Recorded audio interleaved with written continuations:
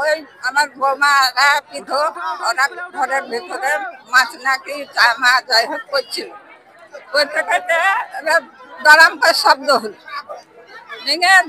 আমাদের 10টা ছাগল জানেন, আমাদের পাশাপাশি চালা আছে বেটার ঘর আর আমাদের 10টা 12টা ছাগল সব পুড়ে আমাদের গেল, নষ্ট হয়ে গেল। গোহালি আমাদের আগুন ধরে গেল। আমারই বাড়ি, আমার ছেলে একটা পাশে আছে। আর কোনো বাড়ির কথা জানি না, একটা বাড়ি যাইনি আমরা। কিছু হয়নি আমাদের, এখন হইলো কিছু